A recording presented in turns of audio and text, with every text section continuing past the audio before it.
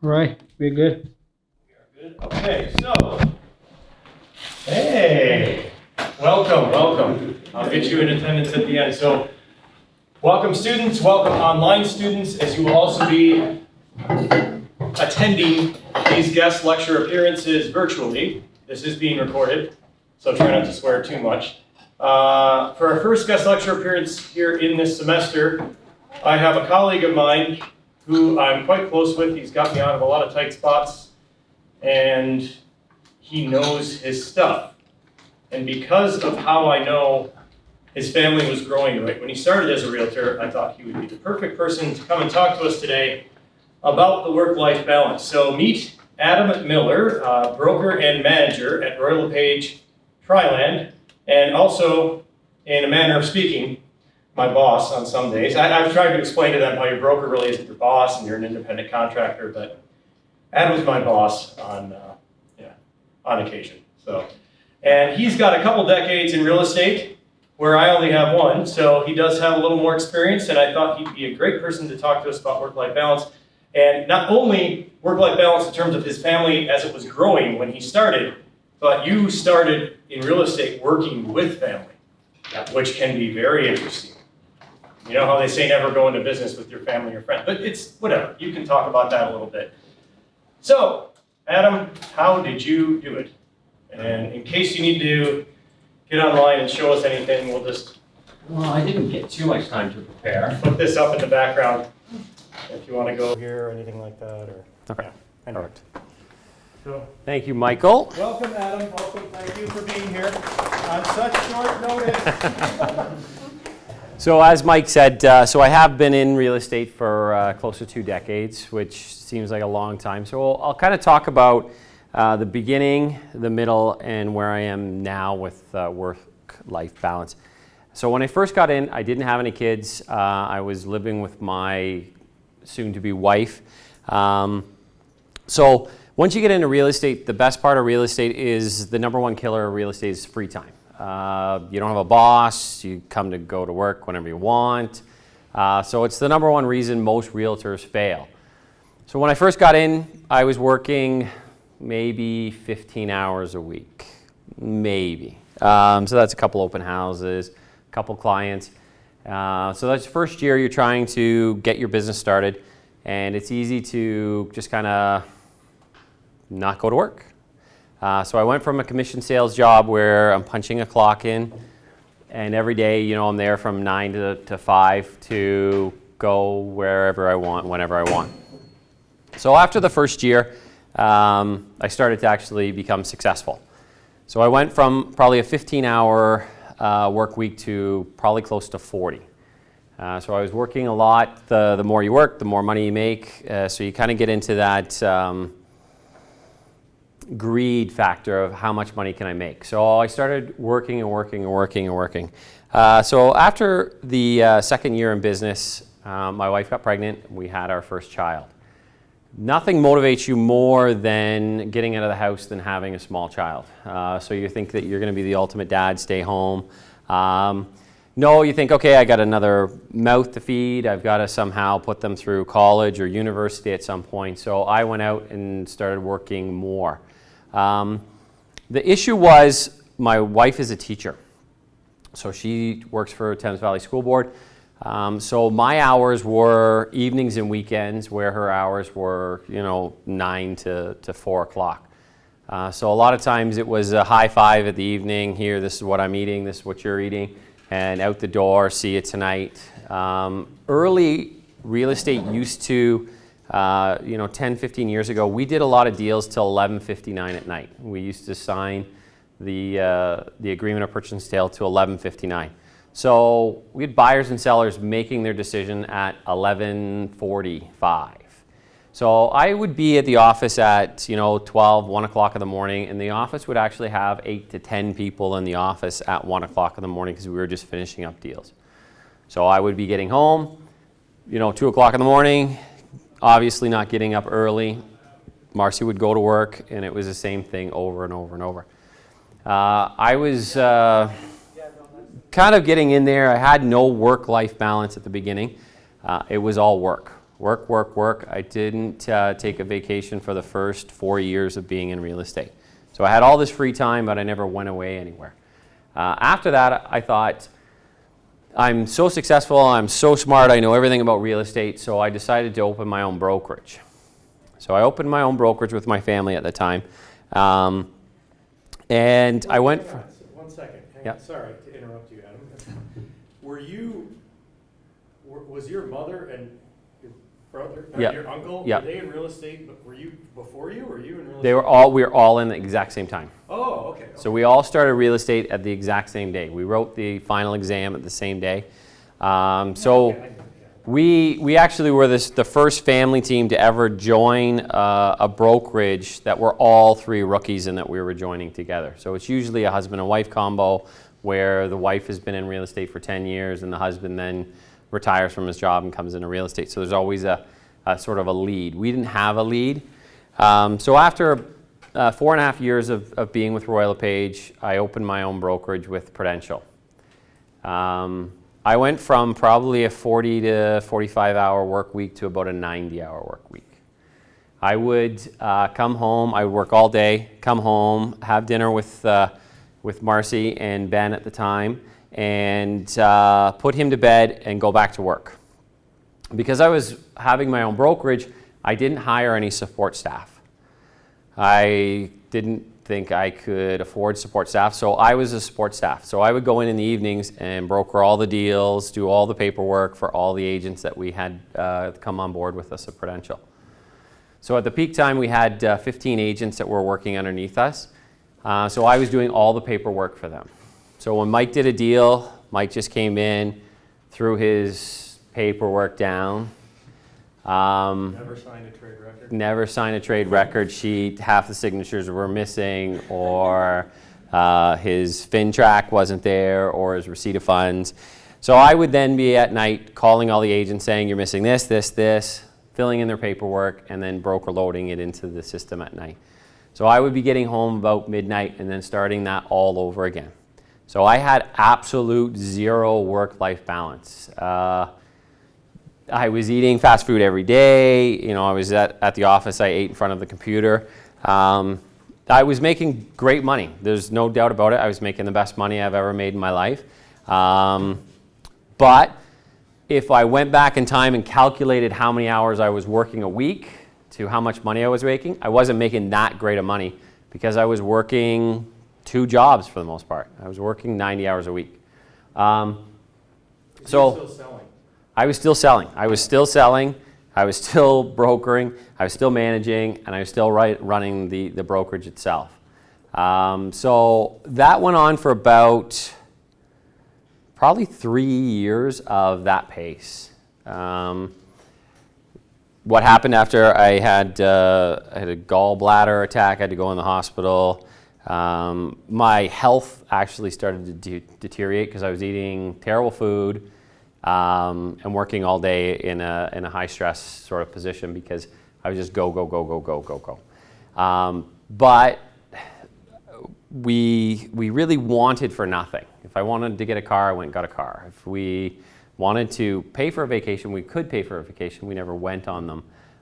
So we had lots of money and just sort of sat there where the point where I could have died with a bank full of money, but nothing to show for it at the end of the day. So did that for 5 years. We had a family breakup. So it was myself, my mother, and my uncle. Myself and my mother took the brokerage and separated from my uncle. So that was a bit of a family stress situation as well. And in the process of that, one night while I was working, I get an email from a company called Brookfield. So Brookfield is a very large Canadian company. They had bought Prudential North American-wide. So they sent me an email and said, just to let you know, we bought the entire franchise everywhere in the States. You have 1 year left in your franchise agreement, and you can convert to a Royal LePage if you would like. At that time, there was 3 other Royal LePages in the City of London, so I would have been the 4th Royal LePage. I just thought that was a stupid idea. I had come from Royal LePage, so I had a great relationship with the Tri-Land broker. So we merged our office, and I met with the two managers, we made an agreement, and all the agents from Prudential moved over to Royal LePage, and that's where I am today. At that point, I was with two other managers, and we had to become non-selling managers. Royal LePage was their sort of corporate philosophy that you couldn't have a manager that sold. So I got into the business, and I watched these other managers living life, having vacations, spending time with their kids. So it all sort of stopped into that process. For the last probably 5 years, I've had a very healthy work-life balance. I just got back from Portugal, went to Portugal with the family for two weeks.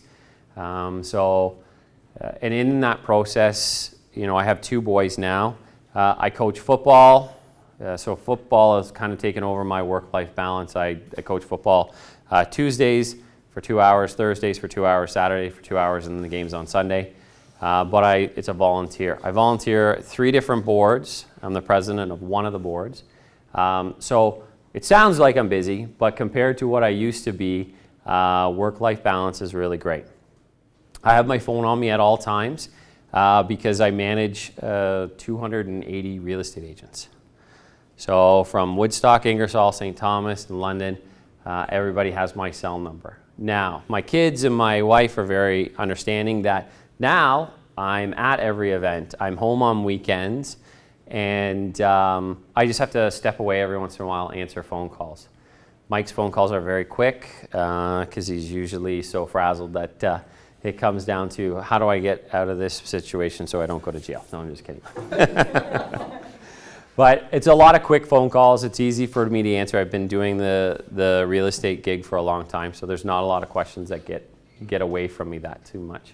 But that was the thing is I started to realize was I actually took a pay cut to become a manager. I make less money now than I did 5 years ago.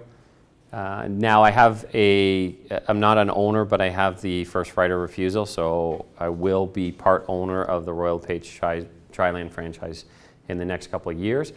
But that won't change my sort of work-life balance. I make less money, but I work a lot less. I don't work on weekends other than phone calls.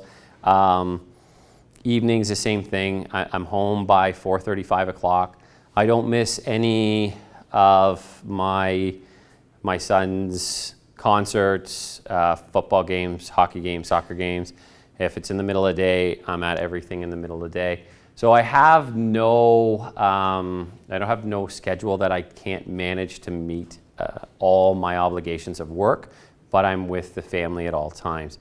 I take 4 weeks of vacations, and for the first couple weeks of vacations, if you saw me 7 years ago on a vacation, you would see me at a really nice resort in the lobby where you get the free Wi-Fi with my laptop out, and you'd see me there 5-6 hours later still there. So I was in a nice tropical island doing work. Now I turn off my phone. I answer sort of emergency emails at the end of the day at night, but I do not, when I go away, I'm fully away. So the good news is it did take me, as you can say, 2 decades. So it took me probably 13 years, 14 years to figure out what a work-life balance is. The best part, when I was working 90 hours a week, I actually used to mentor agents on work-life balance. I used to tell them to take vacations, turn off their phones, what are you doing, calm down, go on vacation, set a goal. Pick a picture of a car or of an island that you want to go visit, set that as your goal, and if you meet your marker, you take that vacation. So I was the one coaching people on how to have a healthy work-life balance where my work-life balance was absolutely garbage. So it's understandable when you first get out of Fanshawe College and you're going to get into your career. If you're going to just sort of go 100 miles an hour, yeah, it's a good time at the beginning of your career to try to set up your pace. But you have to understand at some point in time, it's going to change. You're going to have to sort of hit the brakes, pump the brakes on it, and understand what you're going to do, how you're going to do it. Money's not everything. I know it's easy to say, yeah, great, you're coming out with debt and you have to come into work. At some point in time, it did take me a long time to figure it out, is I put myself into such an unhealthy environment that it wouldn't have mattered. You know, money wasn't going to make me healthy again. I had to just calm myself down and start to work less at that point in time. So you have to treat your other half of your life as your job too. That it's your job to hang out with your friends. If you have significant others, hang out with your significant others. Husbands, wives, kids all have to take priority over getting a job and you know, working until you die. All right. Any questions about anything to do with real estate or work-life balance, any of that stuff? Yeah. Go ahead. Okay, yeah, sorry. Just because I don't have my license, I'm 27 now, I don't drive. Yep. Is it possible to be a realtor No. without a license? No. No, you just don't have the time No. in between. It's, you know what, I teach, I have career nights, and I put this in, so to become a realtor, you have to be over 18, you have to be a Canadian citizen, you have to clean police check, and I've now said you have to have your driver's license and a vehicle. Right. It doesn't have to be the nicest vehicle. We had a top producer, he had a stroke, he lost his license, he got an e-scooter to try to do his business, and it was a fail. I saw some funny emails about that. There's public transit in London sucks. You're not going to take a bus. No one who's going to make their largest financial decision is going to say, hey, no problem, I'll pick you up. So I don't mean to be harsh on you. It's just get your license, get a car. Yeah. Between like the transition from when you were like working like crazy and you know you chilled out for a bit for the past 5 years, was that like a personal decision or was it events that made you go into that? Health for sure, but it was a personal decision. Like the whole time I was working 90 hours a week, I was constantly coaching people not to do that.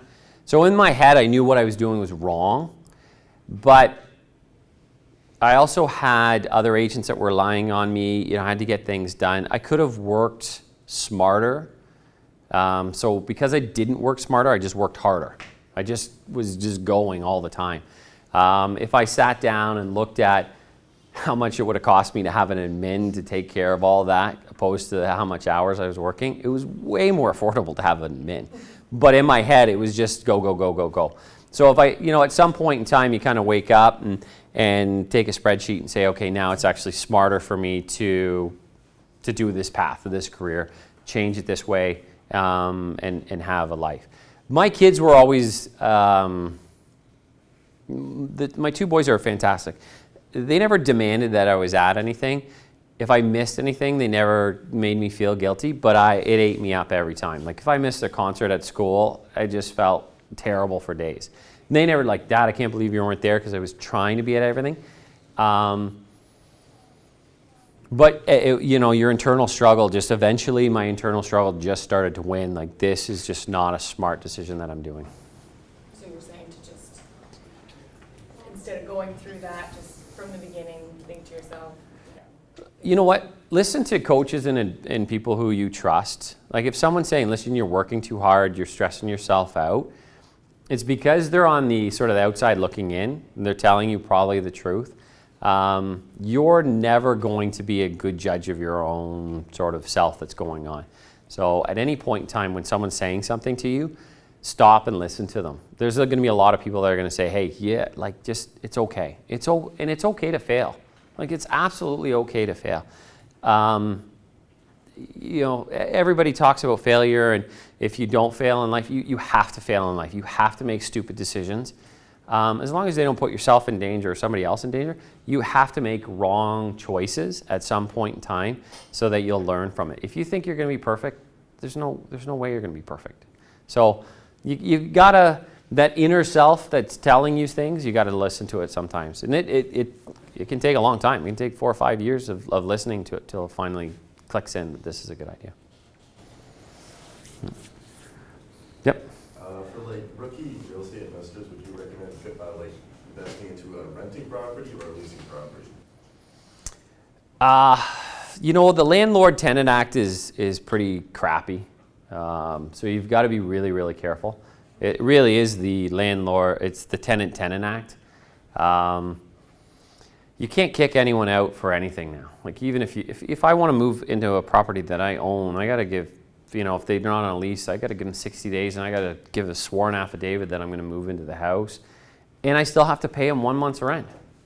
It's my house. I think I should be able to just say, you know what, I don't like you, get out. So if you're going to get into investing property, it's a good idea. Have I had them? Yes, I've had a couple of triplexes. I've had income property. I've dropped everything because I found a better investment than income properties. But they can keep you busy. They're a good way to start your real estate portfolio for sure because someone's also paying for your mortgage. You just got to be really, really careful because if you get a bad tenant, even if they're a terrible tenant, it takes a lot of work to get the sheriff there. I've been, you know, side by side with the sheriff. It's, you know, it's 3 to 6 months after everything's broken down before they're throwing people's stuff out the front door. We can get more into that in another lecture, because I got the sheriff in 5 weeks. Yeah, But and that's a record. Because Yeah. Mike told me that I remember that exact story when he told me that he had the sheriff there coming in. Like I said, no, check your emails. You're wrong. But it's to be able to do that, you need to literally put criminals in your house, which is what I did. So it's a give and take. But that was a great. Did you mean though? Just to clarify, because I know you've heard a lot about those stories in Toronto too, and a lot of the multi-unit complexes are cracking down on this. Did you mean Airbnb versus long-term? No, I'm tenancy? talking, Or we're talking residential long-term versus for both. commercial? But like I have heard about people doing Airbnb, but I was talking with more or less long term. Because I've heard like, I've kind of looked into it and it says that leasing is the better option with good tenants, of course. Yeah. But it's like versus renting, because like if you're renting, then you're liable for everything that will happen in that house. So anything, somebody hangs from a pipe and busts it, you're paying for it no matter what. Yeah, you're talking like residential versus Yeah. commercial. So Yeah. commercial tenants, yeah, totally isn't, well, since I don't read. Bad tenants, bad tenants, right? The thing is yeah, if you're going to get into income property, the best thing to do is buy a duplex and live in the other half. Okay. You know, that's your best case scenario is if you can find a duplex and live in half of it and be a good landlord. Like I used to bring Christmas gifts to my tenants. You know, I bring them a case of beer, a bottle of rye, whatever.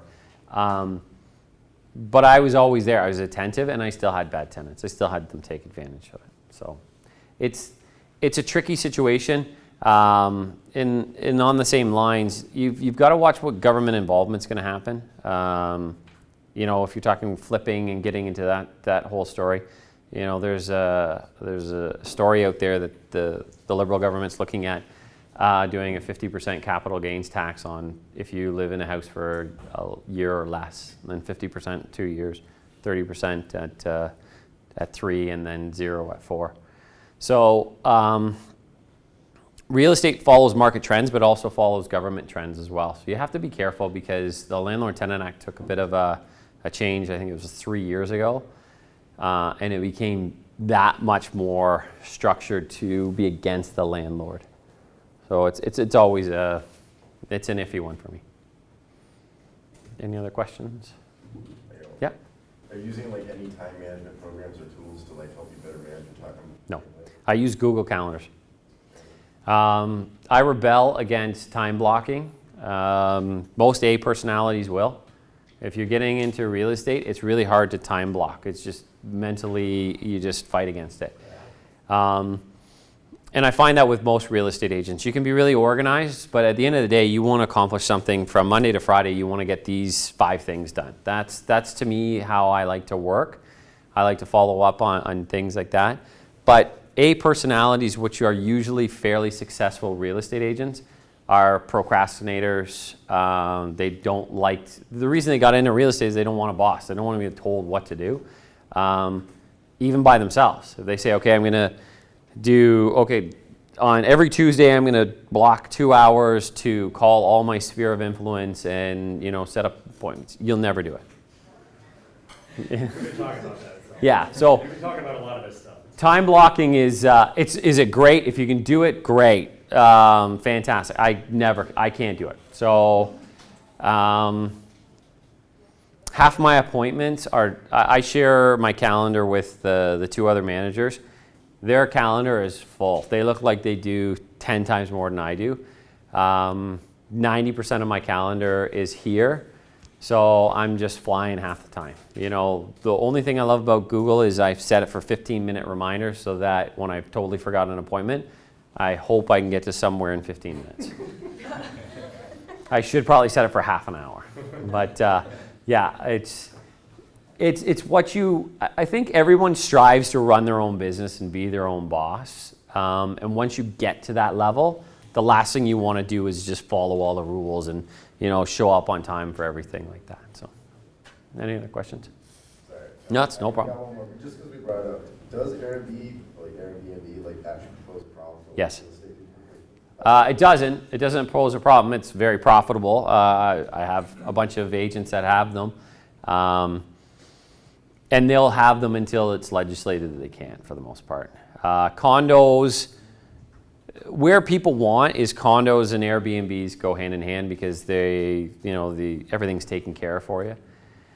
Condos hate Airbnbs. Most of the condos are rewriting all their condo rules so that you can't have an Airbnb in the condos. It's against their rules. And condo rules are pretty strong. They're actually stronger than the Landlord Tenant Act. Because when you buy into a condo, you sign an agreement that you're going to follow these rules. So if I'm putting an Airbnb in and I get caught doing it, your condo company can force me to sell my condo. They can say, you're breaking the rules, we want you out, we're going to mandate that you sell it. So Airbnbs are, like I use them in Portugal. They're killing the hotel industry. Which I don't know if that's a good thing or a bad thing, but they're certainly going to come into a factor of, you have ride sharing companies and things like that. So it's just sort of living in houses. I see a lot of Airbnbs where the homeowner actually is in the house and they're renting a room. That freaks me out. I think it's a terrible idea. But I think we're probably a year away from Airbnb being very regulated by the government, just saying, here's the rules, here's how it has, because there's no protection, right? Airbnb is a big company, makes a lot of money. We all saw the story where the party was, destroyed. They did $800,000 to a house, massive party with an Airbnb, and Airbnb covered it all. So if you haven't seen that, Google it. They destroyed the house, like just demolished it. Toilets out the windows. I thought it was in London, but it might have been in Calgary. But I think someone said it was in London. They took the toilets and smashed through the walls. They smashed the walls down. They destroyed the kitchen, everything. So Airbnb actually covered it under their insurance policy of the guaranteed rental agreement that they only rent to reputable people. But you're going to hear stories of this, especially with that coming out, saying, why don't we just smash a house up and, we're not going to get sued because Airbnb is going to cover it. So. If everybody's good, I just got one before we let Adam go. And then, so you started off, we just did some articles on the top 10 reasons realtors fail. Yep. And I went through a bunch of them. Yeah. And not one of those guys mentioned free time. Free time's number one. Free time. Free time, absolutely. Especially if you go from a job. You go from a job from 9 to 5, a boss calls you, you show up, you're like, sorry, I'm sick, I'm not coming in, to, I don't ever call you. I have agents I haven't seen in 3 years. Well, I don't come in the office much. But Yeah, but you call me all the time. yeah, I call you all the time. So, but I have agents that I look them up online because I can't remember what they look like. I haven't seen them in 3 years. They come into the office, they walk by, and I'm like, and those scrolling are the people through. we talked about that get the license and they have some other job and then they just, so we found stats and data in Ontario where they pull those people out that aren't selling anything, they remove them from the pool so that you get a realistic income for a realtor, and they're saying it's over 100. So L-Star stats right now is 26% of agents at L-Star. Everyone knows what L-Star is? The London St. Thomas Associated Realtor. So there's 1,800 members of L-Star. 27% of them do 1 deal or less. 23% of them do 5 deals or less. So 50% of the agents in the City of London do 5 deals or less. 90-10. So, 90-10. pardon? That's a year. That's a year, yeah. So that's the funny thing is and we're in a marketplace where we're not $1 million listings like Hollywood and you know, Los Angeles and things. If you do 5 deals, you don't make any money. Like the guy who poured you your coffee at Tim Hortons makes more money than you do. So I went down to San Francisco and I listened to a coach, and they had this guy, and he was talking about how fantastic he was, and he was going on and on and on and on, and how much money he makes and everything like that. And somebody asked him how many deals he did. He said, I did 18 deals last year. And I got up and I left the room. I was like, who cares? You did 18 deals. I've done 18 deals in a month. I've done 10 in a week. If I did 18 deals in a year, I'd lose my house. So yeah, you did 18 deals. Yeah, they were $36 million with one deal, and one was, yeah, but you're not making a living. You did one a month for the most part. So real estate's tough. This is the toughest career you're going to get into, because we'll hire everybody in this room. You come to see me, I'll hire everybody in this room. I told you. Not a doubt. Not even it. Done. You know why? Because I don't pay you 1 cent. I don't care if you make any money. You pay me once a month, and that's all I care. Now, fundamentally, that's what I'm saying. I 100% care, because the more money you make, I make money. So it's a business model. But every brokerage, there's a lot of brokerages out there. There's a brokerage in Toronto that has 3,200 agents with it. It has a 900 square foot office. It has 1 broker of record and 1 admin. You can't go to the office. It's not for the agents. They're all outsourced. They're all over the place. They have no training, no mentorship, nothing. They get out of, would be out of the Humber thing, but before out of the AREA course, which fundamentally teaches you nothing about real estate. So they get a course and they start to work, and of course they're going to fail.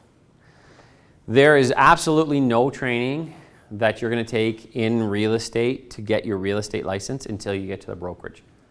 If you do not get trained at the brokerage level, you will not succeed in real estate. The courses that you're going to take, I've seen them all. They have absolutely almost nothing to do with real estate. Most of them are exactly how we don't even trade in business. So, I told them this too. yeah.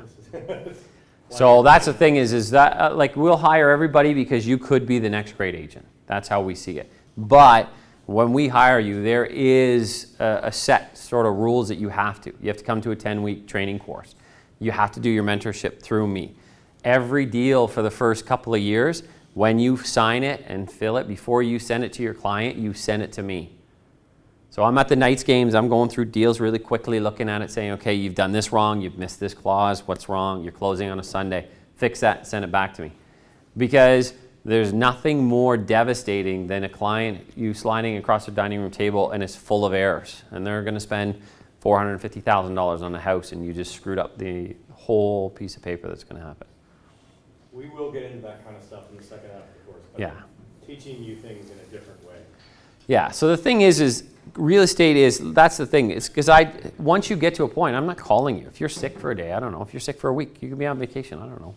Every other job you've ever been to, if you miss, if you're an hour late, they're calling you saying, where are you? If you're 15 minutes late. If you're 15 minutes late 5 times in a row, they're firing you. This is a situation where you go from being a worker to your own boss in the snap of a finger. And a lot of people, just should never be their own boss. They should always work for somebody. So there is a high failure rate. It used to be higher. There used to be a 60% failure rate in real estate in the first year, and there's a 30% failure rate in real estate in your first year, and there's a 50% failure rate in your second year now. So people last the first year because we're all talking about, hey, you better have a nest egg, you better have some money because you're not going to make any money to start. And then you're going to, in the second year, you're like, you know what, I'm still not making any money, and then that's when you hang up. On my career night, I try to scare the hell out of everybody who comes in. I tell them everything bad about real estate. I said, if you're not scared at the end of my career seminars and you still want to be a real estate agent, you probably are going to be a good real estate agent. If you go, this is the stupidest thing I've ever heard to do, then that's great. Please, don't take it an insult. But this is not, we don't all drive BMWs and get up at noon. Is there agents that drive BMWs and get up at noon? Yes, but they've been doing it for 30 years. So their book of business is they know that their sons and daughters and cousins and uncles of their sphere of influence are going to call them anyways. So they already know they're going to make 70 grand without ever getting out of bed. Then they know they have to work that little bit harder to make it worth their while. But it's a tough career for sure. On that bright note, any other questions?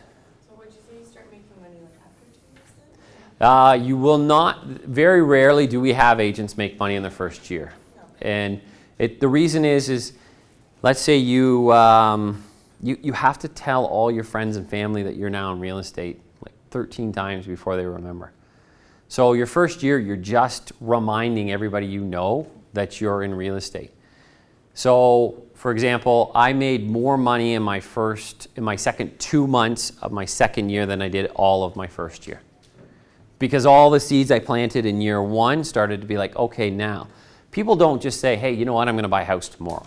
It's like, oh, you know what, we're having a baby, we have a 2-bedroom condo, we need a house. So we're going to buy a house in 6 to 8 months. So that's great. They're going to use you in 6 to 8 months. Then it's going to take you, a month to close the deal. So you're not going to get paid for 7 months because you don't get paid until it closes. Until the deal's done and the money's transferred to your, to your bank account, you're not getting paid. So you could sell a house on day one of getting your RICO number, and you might not get paid for 4 months after that. So that's the tough part. There's no, yeah. Now, once you get into the business a little bit longer, the consistency comes into it. You know how many clients you have, how much you're going to work. You kind of work a couple months in advance, but it's tough. The first year, you're promoting your new business is really what it is. So if you're just starting out and say you get like an offer from like an experienced agent to kind of like work in a team with them, Yep. would you suggest that? How would you? Tough question. Yeah, it's probably not a bad idea. You're going to be a whipping boy, but you'll make money. So a lot of experienced agents like new agents because they don't want to deal with this smaller clientele. They want to buy a house for $175,000. You're going to go show them. So it has to be the right structure and it has to be the right team. You have to bring something to the team that no one else has. And that could strictly be the willingness to work the off hours that they don't want to work or work with the clients that they don't want to work. But it happens a lot. A friend of mine is up in Burlington. He's always in the top 10 at Royal LePage. He does extremely well. That's across Canada. He usually has a team of 4 to 5. His problem is every time that he recruits new members into it, then they start becoming successful and leave. So he's constantly adding. So if you get into a team, most of the time you're getting into a team to get out of that team. That's the mentality is I'm going to do it so I can survive for a little while, but then once I get everything under my belt, then why am I splitting 25% with the brokerage and then 25% with the broker that I'm working under. So a 50-50 split's sometimes tough.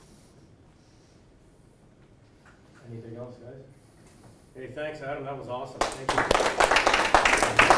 you.